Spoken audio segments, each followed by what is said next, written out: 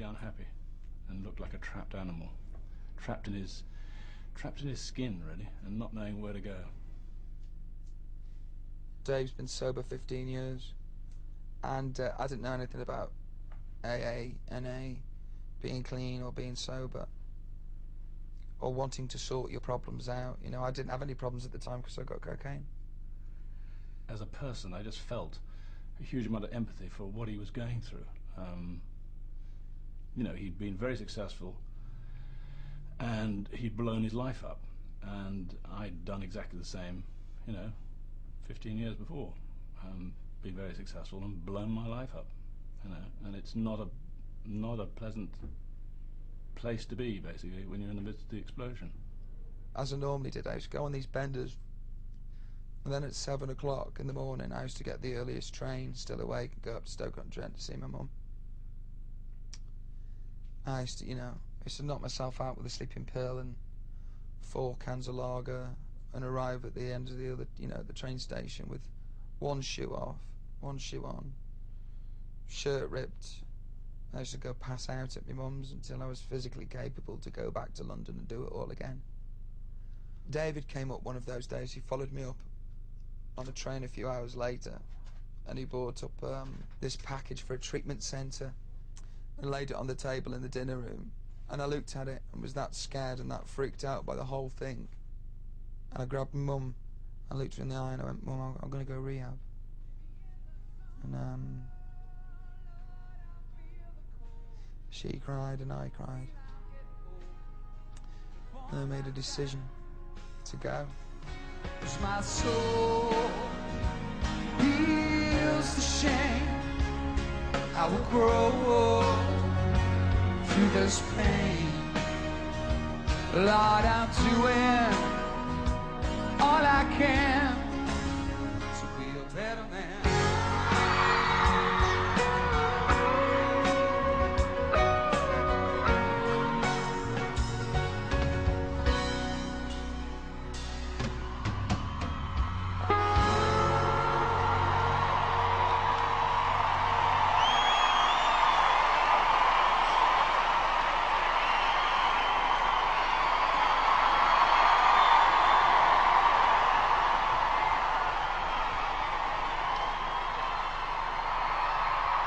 Despite Robbie's love-hate relationship with his job, the tour was going very well. Every venue was sold out, and the Europeans were enthusiastic. The momentum was halted temporarily, as Robbie had to return to London for a few days.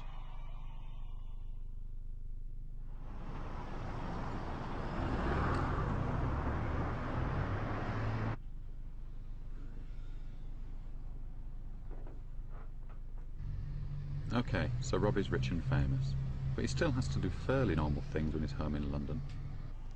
You're never likely to see him queuing at IKEA, but being a pop star doesn't mean you can't go out and buy a sofa, accompanied of course by a security guard and personal assistant.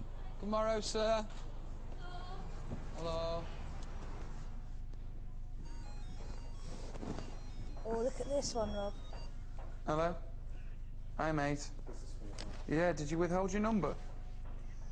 I'm just exactly that one. It's sitting on a sofa. I'm in a sofa place in Sloane. I don't think it's leather. What is that actually suede or is that? Yeah, no, that's suede. Oh, I'll come back and pick you up if you want. This is nice. Does this All right, wear I'll come really pick you up. badly though? See me, right? Suede's quite nice, Rob.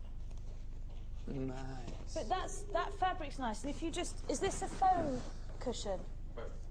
You just want to fall in. You just want to fall into it. You want to go And this is the one you can make in an L shape. You can cut any size you want. We can do everything any size you want, but that's the biggest one. Are they 10 weeks for 12 ordering? weeks for a special order.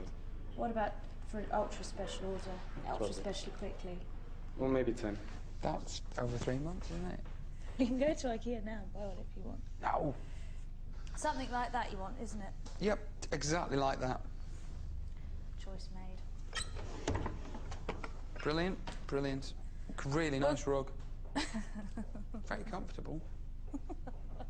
Went to the dentist the next day, and it's this dentist that she's insistent on filling me up full of drugs, lashings of nitrous oxygen and adrenaline shots. And I said, look, I said, don't give me that nitrogen, because it doesn't suit me. And she went, Bosh, well, we'll give you a lower dosage. And I thought, well, should I have it? Because if I don't have it, I'm going to hurt. And anyway, I went under, and she's got this orchestra music going on the back, like Carmine Burana, but something else as lush as that and as big. And as I'm going under, the strings are going, and she's in my mouth, and I'm looking out, and I'm looking up at this white wall, and it's all going nice shapes, and God, your assistant's gorgeous. Oh, have you got your tits on my shoulder? You have, haven't you? That's nice. And I'm thinking, oh, I shouldn't be going. This is a mood-altering substance. This is a mood-altering substance. I can't have this.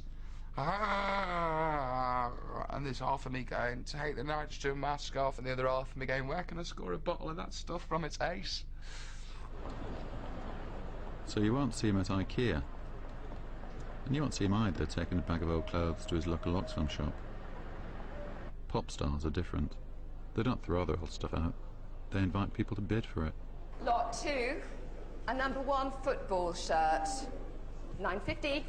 1,000. Robbie.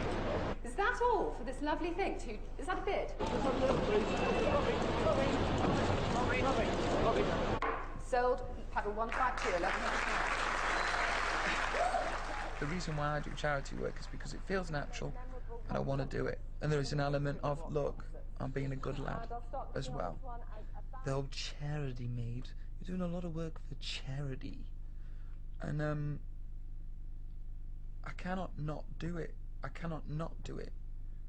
Lot 12, Robbie's lunchbox.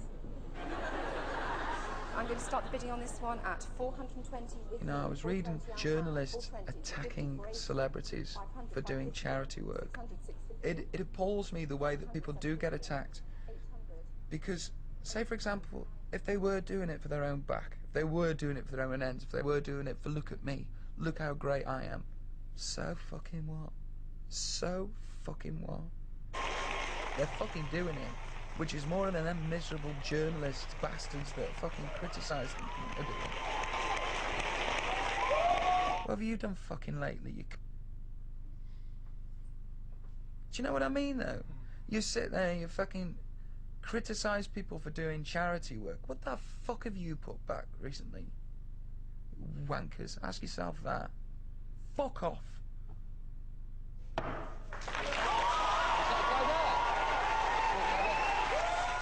The auction of Robbie memorabilia raised almost £250,000, including £27,000, which an enthusiast paid for the handwritten lyrics to Angels.